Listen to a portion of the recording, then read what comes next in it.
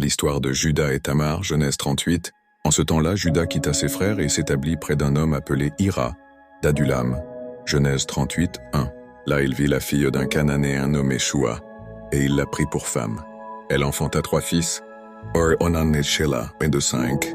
Juda donna à son premier-né, une épouse nommée Tamar, v6. Mais l'Écriture dit, premier-né de Juda, fut méchant aux yeux de l'Éternel, et l'Éternel le fit mourir, v7. Alors Juda dit à Onan, son second fils, va vers la femme de ton frère, remplis envers elle ton devoir de beau-frère, et suscite une descendance à ton frère, v.8. Mais Onan, sachant que cette descendance ne serait pas la sienne, refusait, et ce qu'il faisait déplut à l'Éternel, qui le fit aussi mourir. v. 9, 10. Alors Juda dit à Tamar, sa belle-fille, reste veuve dans la maison de ton père jusqu'à ce que mon fils, Shelah, ait grandi.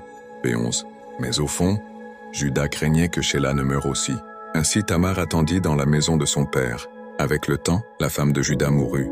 Après sa période de deuil, Juda monta à Timna pour la tonte de ses moutons, avec son ami Hira, v. 12. Tamar en fut informée, et vit que Juda ne lui avait pas donné Shelah. Alors elle ôta ses habits de veuve, se couvrit d'un voile et s'assit au bord du chemin menant à Timna, v. 13, 14.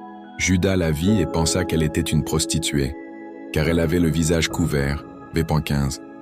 Ne sachant pas quelle était sa belle-fille, il l'aborda. « Laisse-moi venir vers toi, v. 16. Tamar répondit, « Que me donneras-tu » Juda promit un chevreau, mais en attendant, elle demanda un gage, son seau, son cordon et son bâton, v. 17, 18. Il les donna et ils s'unirent. Tamar conçut de lui. Juda envoya plus tard le chevreau par l'intermédiaire d'Hira, mais la femme demeura introuvable. Les habitants dirent, « Il n'y a point eu ici de prostituée sacrée. » v. 21, 22. Juda dit alors, « Qu'elle garde les objets de peur que nous ne soyons tournés en dérision. » v. 23. 3 mois plus tard, on annonça à Juda, « Tamar, ta belle-fille, s'est prostituée. La voilà enceinte. » v. 24. En colère, il dit, « Qu'on la fasse sortir et qu'on la brûle. » Comme on la conduisait, Tamar fit porter à Juda les gages en disant, « C'est de l'homme à qui ces objets appartiennent que je suis enceinte.